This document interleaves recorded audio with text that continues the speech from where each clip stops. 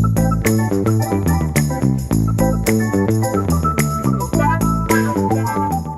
I think as we've been expanding in the sector, right, it's been great to see how many new companies are coming into the DTC space every single day. But I think what the real struggle is how many of them will actually achieve scale and be profitable at that scale. And I think one thing we see founders struggle with, be it mature or young founders, is attribution. The touch points that you exist in the marketing channels that they're investing in are increasing every day. But when you work with outside providers or even poor data sets, they're not able to correctly attribute their sales to each channel. So they're over-indexing on slightly incorrect channels and biased data. So I think solving for this problem is very important, longer term, investing in the right channels. So, Archana, I come from a background where I've seen traditional family businesses being built, great brands also being built, So, I think the core for any business is sales, right? Everything starts from sales, and the other problems sort of are, solvable problems, right? So, I think, where you look at the current ecosystem is today is that there is a lack of innovation, I feel, in the kind of products that are coming about, right? So, you would understand that, I think day before yesterday, there was Coffee Day, right? National Coffee Day, right? Yeah. And I saw this article. There are a bunch of coffee brands now that have come about, right? Yeah. And now, as you mentioned, that people are just going and building for the trend. Trend mein hai, to let's build that, right? But a lot of people are not investing in the R&D. That is there an audience? Is there a group of people that can't survive without your product? Right? Are you investing enough, or are you just another brand that's coming off the market? And because the cost of acquiring these customers are always going to go up, the cost of your staff, the kind of spends that you're making. I come from a logistics background, so the cost of logistics is also going up.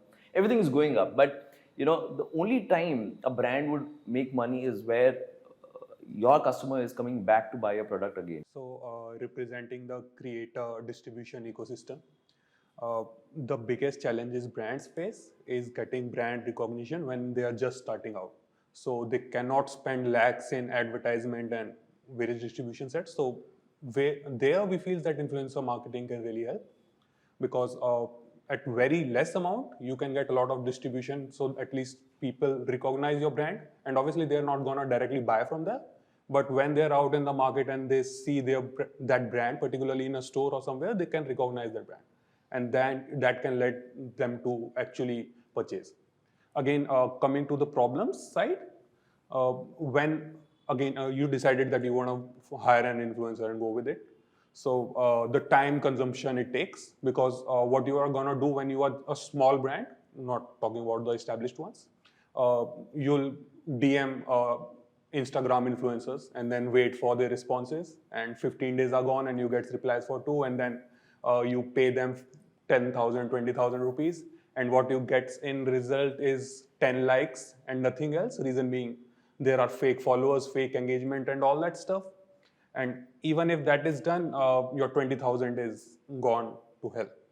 So again, price disparity is a problem. Reason being, if you don't want to do that, you want to save time, you want to save those 15 days, you'll either go to an agency or someone who can streamline this process for you, but they're going to take 30 to 70% of the cost.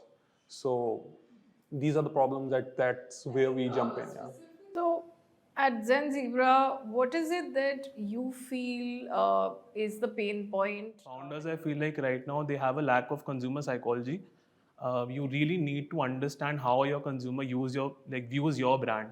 How is he viewing your product? If he sees you a certain way, he will see you a certain way, and you need to understand that your product is not for everybody. You can't be marketing to everybody, because that dilutes the brand. That essentially, I mean, if you're trying to make a brand right now, you won't be able to make a brand just in 1 year, right? Second thing I feel like is that India is a very fragmented country. I come from a finance background. Every bit of India functions very differently. So you really need to understand, who your product is for. And if you understand, like Lahori Zira for that matter, right? They're a very GTMT driven product. They have a good price point. So you understand what your consumer cares about. If he cares about price, make sure that, you're giving him that. And you need to understand, this is the strata I'm targeting with this product. This product can only target that. Dave, what do you have to say from a packaging perspective? That Pricing is a matter. Pricing is a factor which affects the business, right? It directly hits the P&L. So they think about the pricing, but nowadays people are shifting from pricing to the quality as well. They want, yeah, they are shifting. They want an experience, from the packaging.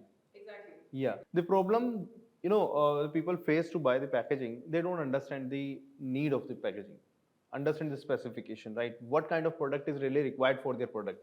Is this a plastic required or the paper is required? Can they replace the plastic from the paper or not? So there are gaps into the information. Because of that, people don't understand the right pricing, the right material, the right designing, the colors they should use. That is the gap, and there they feel the pain to develop the right packaging for their product.